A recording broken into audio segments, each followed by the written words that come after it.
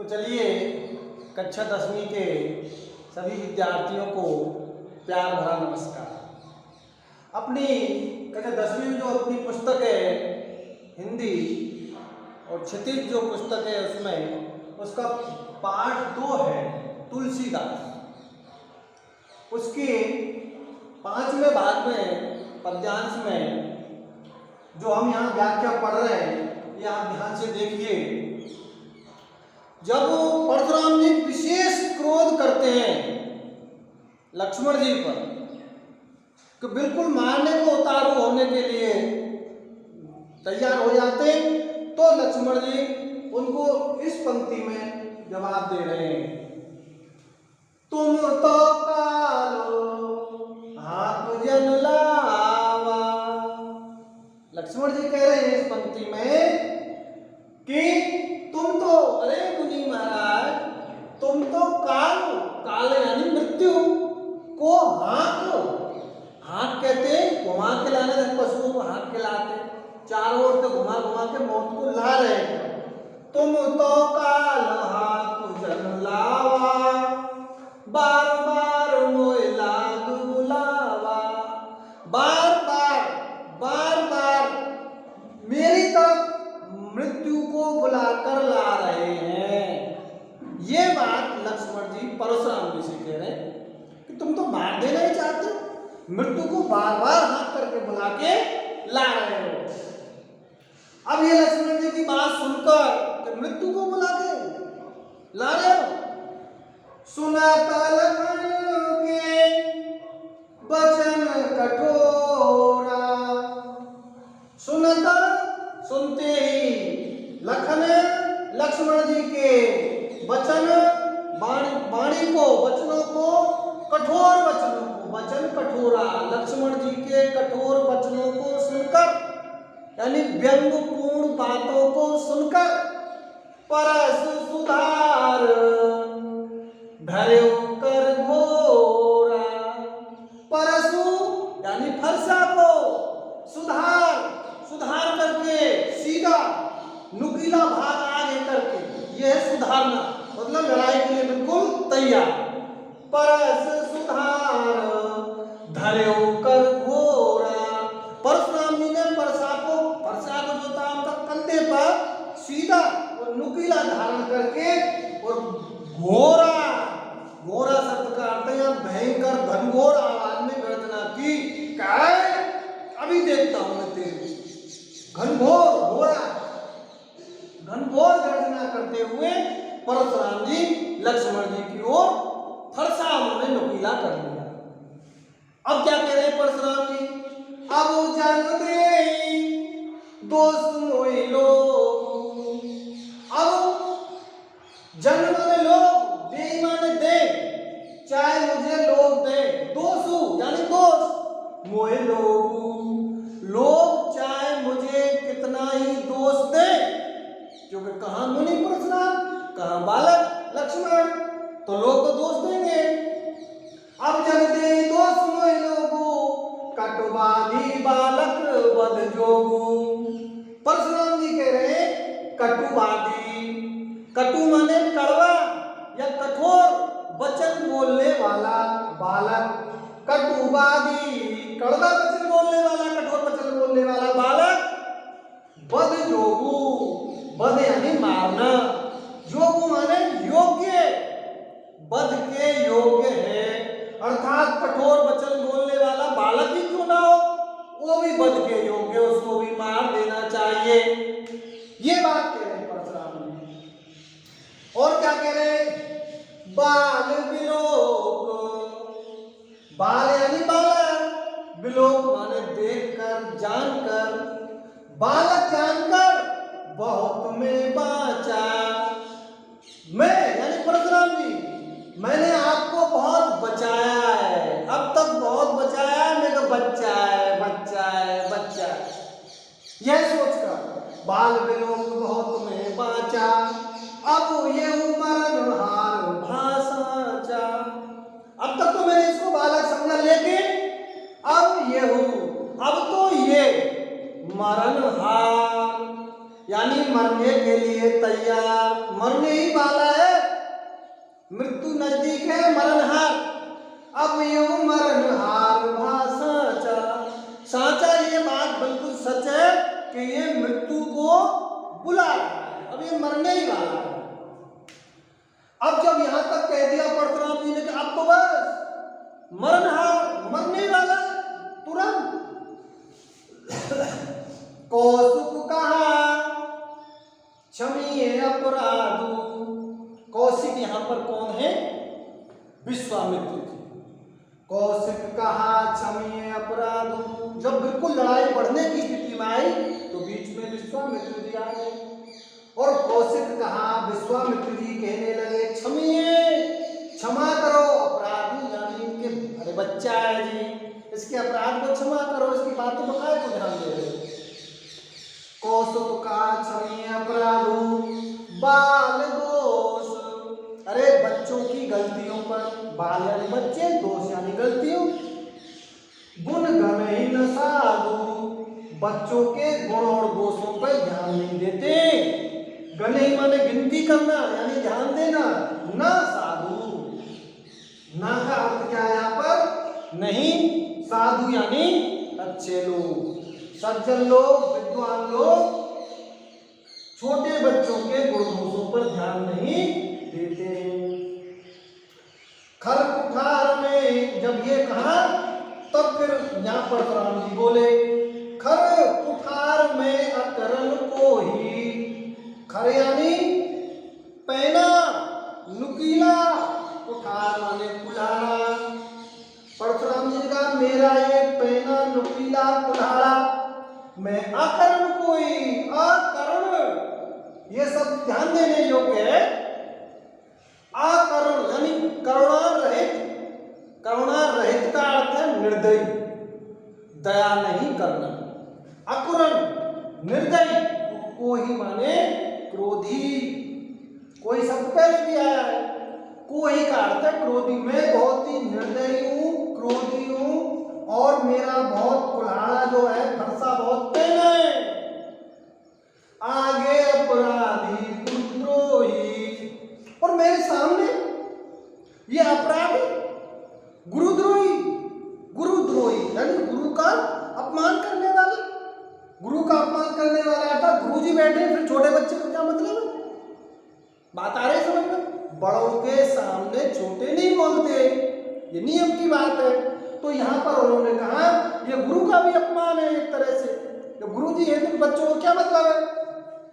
उत्तर देत छोड़ो बिन मारे, उत्तर यानी उत्तर देने वाले, उत्तर शब्द का अर्थ है यहाँ पर उत्तर, आंसर वाला। उत्तर देत जो उत्तर देता है, जवाब देता है। छोड़ो बिन मारे, मैं ऐसे व्यक्ति को बिना मारे नहीं छोड़ता। कौन कह रहे इस बात को? परशुराम जी। उत्तर देत छोड़ो, छोड़ो माने छोड़ना, बिन मारे, बिना मारे में छोड़ता ही नहीं। केवल कौशिक शील तुम्हारे, कौशिक यानी विश्वामित्र जी, हे विश्वामित्र जी, केवल आपके शील स्वभाव, अच्छे आचरण, विनम्रता के कारण शील तुम्हारे। गुरुजी, विश्वामित्र जी, मैं तो आपके व्यवहार के कारण अब तक इसको छोड़ता आया हूं कि गुरु विश्वामित्र जी का शिष्य है, शिष्य है, शिष्य है, और शिष्य तो खाने को तोड़ रहा। तो केवल कौशिकशील तुम्हारे विश्वामित्र जी, सिर्फ आपके अच्छे व्यवहार के कारण आप पूजनीय, इसलिए मैंने इसको अब तक जिंदा छोड़ा है। न तो यानी नहीं तो, न तो यही काट कुठार कठोरे, नहीं तो यह है, यही माने यह है काटी, काट देना, कुठार कठोरे।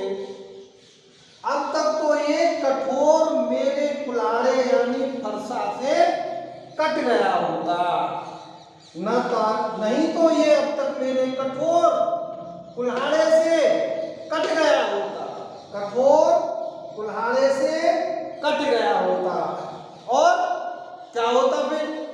बुरही उड़न हो तिरु श्रम थोरे, बुरही उड़न, थोड़े से गुरु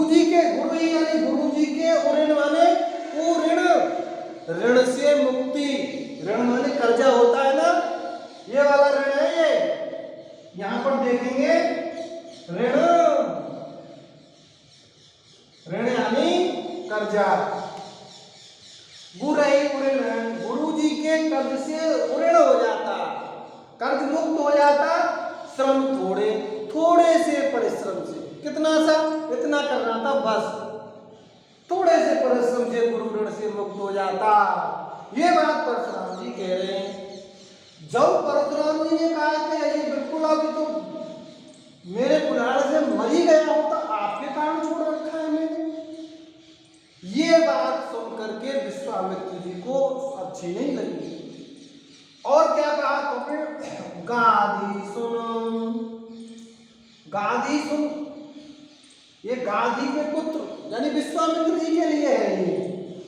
गाधी सुन के विश्वामित्र जी कहने लगे, हृदय हस, हृदय कहते मन ही मन में, हस माने हंस करके, विश्वामित्र जी मन ही मन हंसने लगे। अच्छा परशुराम जी, मुनि हरि हरे सूझ, हे मुनि, मुनि अर्थ का यहाँ पर परशुराम जी, मुनि हरि हरे सूझ, ये शब्द यहाँ पर ध्यान देने का है। हरि हरे, हरि हरे का अर्थ है हरा ही हरा, यानी ऐसा बोलते ना मुहावरा में सावन गंदे को हरा ही हरा दिखता है। तो मुनि हरि हरे सूझ, हे मुनि आपको तो हरा ही हरा दिख रहा है, अर्थात आप ये सोच रहे कि बालक ऐसे ही हो जाएगा, ये बालक ऐसे ही मर जाएगा, सब योद्धा एक जैसे होते क्या? आपने कैसे कह दिया हरी हरे सूझ? आपको हरा ही हरा दिख रहा है? सूझ माने दिमाग में आना। अरे अरे मैं खाड़ लाऊं मैं, यहां पर ध्यान देना है। आए मैं लोहे से बना, लोहे से बना। आए मैं खाड़ न ऊख में, ऊख में शब्द का अर्थ है ईख से बना, ईख यानी गन्ना। ध्यान से देखो इस पंक्ति को। आए मैं खाड़ न ऊख में, खाड़ शब्द के भी दो अर्थ होते हैं। एक तो खाड़ कहते हैं अवधी भाषा में शक्कर को, चीनी वाली शक्कर, और एक खाड़ कहते हैं तलवार, खाना बच गया था। तो आए मैं खाड़, अरे ये लोहे से बना हुआ तलवार जैसा कठोर है, न ऊख में, ईख के गन्ने से बनी हुई शक्कर वाला खाना नहीं है ये, जो आसानी से ऐसे धीरे से खा जावे तो इसको। गुरु जी कह रहे हैं विश्वामित्र जी, आए मैं खान न ऊख में, अरे लोहे से बना हुआ तलवार का समान कठोर है, ईख और गन्ने से बना हुआ खान शक्कर नहीं है। अजौ न बूझ अबूझ, ये पंक्ति इस पूरे पद में रहस्यमय है। अजौ न बूझ अबूझ, अजौ माने अब भी तुझको पता नहीं है, अबूझ, अबूझ यानी अज्ञानी। अबूझ शब्द का अर्थ है यहां पर अज्ञानी, मूर्ख। किसको बोल रहे हैं? परशुराम जी को। आप कहते हैं अज्ञानी, लेकिन बात क्या कहना चाह रहे हैं इसमें जो भावार्थ वो छिपा है कि अजौ न बूझ अबूझ, अरे परशुराम जी तुमको अभी नहीं पता चल रहा कि ये तुम्हारे सामने खड़ा है बालक कौन है? कहने का भावार्थ क्या है कि तुम ये नहीं समझ पा रहे कि जिस शिव जी के धनुष को इस त्रिलोकी में कोई नहीं हिला सकता, वो धनुष इन्होंने तोड़ दिया और तुम अभी इसको बालक ही समझ रहे हो। बात आ रही समझ में? इस बच्चे को तुम हल्के में क्यों समझ रहे हो? ये तो वो बालक है जिन्होंने त्रिलोकी में सबसे ज्यादा बलशाली है। जिस शिव जी के धनुष को कोई उठाना तो बहुत दूर, टच भी नहीं कर पाते, सरका भी नहीं सकते थे, वो उन्होंने टुकड़े टुकड़े कर दिए। ये बात आज दिमाग में क्यों नहीं आ रही है? तो देखिए इस प्रकार से हमारा ये पूरा पदभाग है। हमें उम्मीद है आपकी समझ में पूरा आ गया होगा, लेकिन फिर भी कुछ शब्दार्थ हरेक उसमें भाग में होते, तो इसमें थोड़ा सा हम इधर ध्यान देंगे कि लावा, लावा यानी बुलाना, बुलाना लाना, ये हम देख सकते हैं। सुधार, सुधार कर, या संभाल कर, संभाल कर, ठीक से। कटुवादी, कठोर बोलने वाला, कठोर बोलने वाला, उसको कटुवादी कहते हैं। वादी यानी बोलने वाला। बांचा यानी बचा, ये शब्द यहाँ पर आया हुआ है। बाद में लोग मौत में बांचा, बांचा यानी बचाया। खर, खर कहते हैं पहना या नुकीला, धारदार, कोई भी शब्द आप इसके लिए प्रयोग कर सकते हैं। उत्तर का अर्थ है यहाँ पर उत्तर, नाता, नहीं तो। और हरिहरे, हरा ही हरा, अर्थात किसी काम को आसान समझना। आय मैं लोहे से बना, लोहे से बना। और खान, खान शब्द का अर्थ है यहाँ पर शक्कर, एक शब्द यहाँ पर खान तलवार भी है। तो इस प्रकार से हमारे इस भाग में ये थोड़े शब्दार्थ हैं, और समझने के लिए बार बार जब आप वीडियो देखेंगे तो बहुत आसानी से समझ में आ जाएगा। चलिए, थैंक यू, मिलते हैं अगले वीडियो में। नमस्कार। वीडियो अच्छी लग रही हो तो आप इसे लाइक करें, और यदि आप हमारे चैनल पर नए हैं तो इसको सब्सक्राइब अवश्य करें।